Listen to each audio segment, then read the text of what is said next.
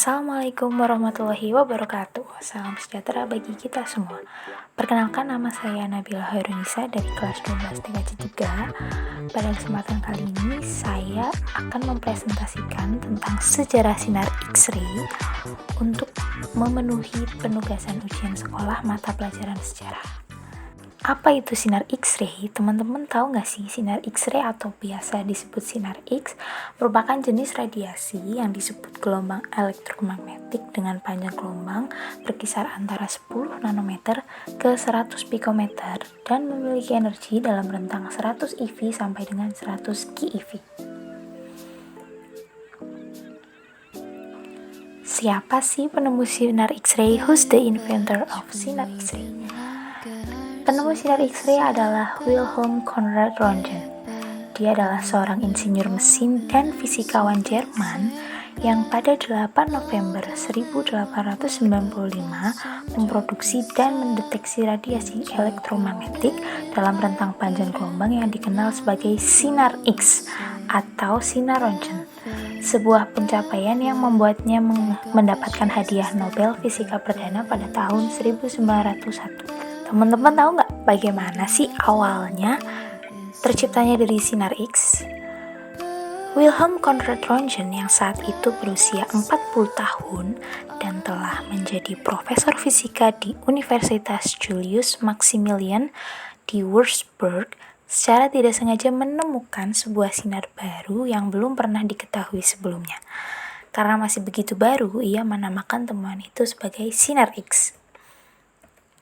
Pada suatu malam, tanggal 8 November 1895, Röntgen tengah melakukan percobaan dengan sinar katoda untuk menguji fenomena cahaya yang ditemukan pada percobaan sebelumnya. Röntgen sebelumnya memasang sebuah layar yang telah dicat dengan barium platinum cyanide yang kemudian diketahui dapat berpendar di hadapan sinar X, dan juga tabung Crookes, lalu dibungkus dengan karton hitam untuk menutupi pendaran sinarnya. Tiba-tiba, ia melihat adanya cahaya hijau pada jarak sekitar 1 meter.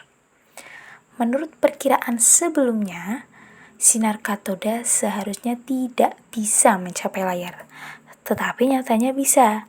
Bahkan ketika Röntgen menempatkan kertas karbon atau sepotong kayu di antara tabung Crookes dan layar, sinar tetap bisa mencapai layar. Dia telah menemukan bentuk baru radiasi elektromagnetik, tetapi karena tidak tahu sinar jenis apa itu, Röntgen hanya menyebutnya X. Itulah mengapa kita sering menyebutnya sebagai sinar X-ray. Selama percobaan berikutnya, Röntgen menemukan bahwa objek dengan ketebalan berbeda apabila ditempatkan di jalur sinar ini akan menunjukkan variabel transparansi saat direkam pada plat fotografi. Secara kebetulan, pada suatu momen tangan istrinya berada di jalur sinar di atas plat foto tersebut. Setelah plat foto dikembangkan, Röntgen mengamati gambar tangan sang istri yang menunjukkan bayangan yang terdiri dari tulang tangan dan cincin yang dikenakannya, dikelilingi oleh penumbra daging yang lebih mudah ditembus sinar dan oleh karenanya menimbulkan bayangan yang lebih redup.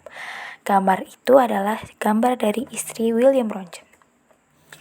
Development and Utilization of X-ray. Bagaimana sih perkembangan dan kegunaan dari X-ray? Penemuan Röntgen ini merupakan suatu revolusi dalam dunia kedokteran, karena ternyata dengan hasil penemuan itu dapat diperiksa bagian-bagian tubuh manusia yang sebelumnya tidak pernah dapat dicapai dengan cara-cara konvensional. Röntgen dalam penyelidikan selanjutnya segera menemukan hampir semua sifat sinar Röntgen, yaitu sifat-sifat fisika dan kimianya.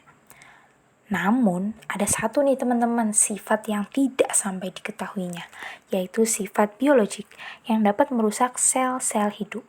Sifat yang ditemukan Röntgen antara lain bahwa sinar ini bergerak dalam garis lurus, tidak dipengaruhi oleh lapangan magnetik, dan mempunyai daya tembus yang semakin kuat apabila tegangan listrik yang digunakan semakin tinggi.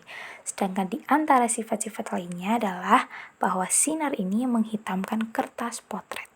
Nah, ini dia teman-teman gambar pada saat Röntgen sedang melakukan penelitian sinar X-ray. Sebagaimana biasanya sering terjadi pada penemuan-penemuan baru, tidak semua orang menyambutnya dengan tanggapan yang baik. Ada saja yang tidak senang, malahan menunjukkan reaksi negatif secara berlebihan. Suatu surat kabar malam di London bahkan mengatakan bahwa sinar baru itu yang memungkinkan orang dapat melihat tulang-tulang orang lain seakan-akan ditelanjangi sebagai suatu hal yang tidak sopan. Oleh karena itu, koran tersebut menyerukan kepada semua negara yang beradab agar membakar semua karya Roentgen dan menghukum mati penemunya. Suatu perusahaan lain di London mengiklankan penjualan celana dan rok yang tahan sinar X. Sedangkan di New Jersey, Amerika Serikat, diadakan suatu ketentuan hukum yang melarang pemakaian sinar X pada kacamata opera. Untunglah teman-teman, suara-suara negatif ini segera hanyut dalam limpahan pujian pada penemu sinar ini, yang kemudian ternyata benar-benar bermanfaat, merupakan suatu revolusi dalam ilmu kedokteran. Teman-teman tahu nggak sih cara kerja dari tes sinar X-ray ini? Yang pertama, warna hitam itu menandakan bahwa X-ray mengenai udara. Yang kedua, bila mengenai logam atau bagian tubuh yang padat seperti tulang, sebagian besar partikel X-ray terblokir. Hasil X-ray pun akan tampak berwarna putih. Ini adalah contoh dari sinar X-ray. Gigi merupakan bagian tubuh yang padat. Terlihat pada gambar, di situ gigi berwarna putih karena gigi merupakan bagian tubuh yang padat. Yang kedua ada tulang. Tulang merupakan bagian tubuh yang padat sehingga menghasilkan warna putih pada hasil sinar X-ray. Yang ketiga, jika sinar X-ray mengenai otot, lemak, dan cairan, hasilnya akan memunculkan warna abu-abu, seperti contoh hasil sinar X-ray tangan. Teman-teman tahu nggak manfaat dari sinar X-ray? Jadi yang pertama, untuk memastikan bagian dalam tubuh yang mengalami sakit. Yang kedua, teman-teman juga bisa mendapatkan manfaat sinar X-ray, yaitu untuk memantau perkembangan suatu jenis penyakit, misalnya osteoporosis, radang sendi, penyumbatan pembuluh darah, kanker tulang, tumor payudara, gangguan pencernaan, pembesaran jantung, dan berbagai jenis infeksi, kerusakan gigi, dan lain-lain sebagainya. Dan yang ketiga, untuk dapat melihat efek dari pengobatan medis yang telah dilakukan. Wah, ternyata luar biasa banget teman-teman manfaat sinar X-ray. Nah teman-teman, itulah tadi sejarah sinar X-ray, perkembangan sinar X-ray, dan manfaat sinar X-ray. Terima kasih saya ucapkan, mohon maaf apabila banyak kesalahan dari tutur kata saya yang kurang berkenan. Kurang lebihnya saya mohon maaf. Wabillahi taufiq wal hidayah. Wassalamualaikum warahmatullahi wabarakatuh.